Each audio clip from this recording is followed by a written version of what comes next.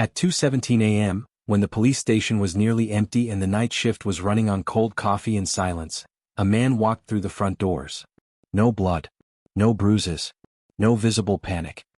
He calmly approached the front desk, looked the officer straight in the eyes, and said 5 words that would change everything. "I need to confess to murder." The room froze. This wasn't unusual bravado or a drunken outburst. His voice was steady, controlled, almost rehearsed. He didn't ask for a lawyer. He didn't hesitate. He didn't explain. He simply added, "You haven't found the body yet." That was the moment the officers realized this was not a false confession.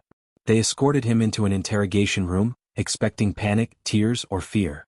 Instead, the man sat perfectly still, hands folded, waiting, as if he was in control. When detectives asked for the victim's name, he smiled slightly and said, "That depends on which name you know them by." Investigators exchanged glances. There was no missing persons report that matched his description. No open homicide case. No recent disappearances tied to him. On paper, no crime existed. Yet he began describing things only the killer could know. He explained how the room smelled, the sound the floor made when weight shifted, the exact words the victim said before it ended. Details that hadn't been released, because there was nothing to release. Then he said something that sent chills through the room. "You won't find fingerprints. I cleaned what mattered. What you'll find is the watch." Detectives followed his directions to a remote location outside the city.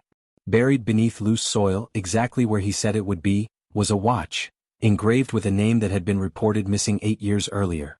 The case had gone cold. No suspects. No evidence. No answers. Until now. Back in the interrogation room, detectives demanded to know why he came forward. His answer was quiet. Simple.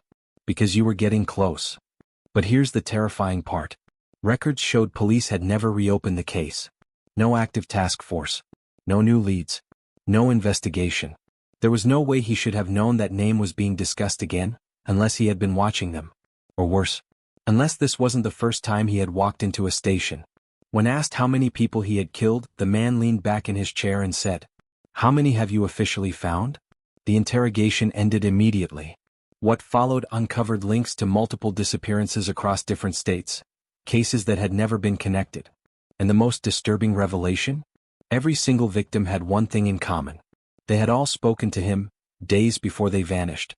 To this day, investigators believe he confessed not out of guilt, but out of confidence. Because even now, authorities suspect there are more victims. And he may have told them only what he wanted them to know. Thank you for listening to my channel. Please subscribe.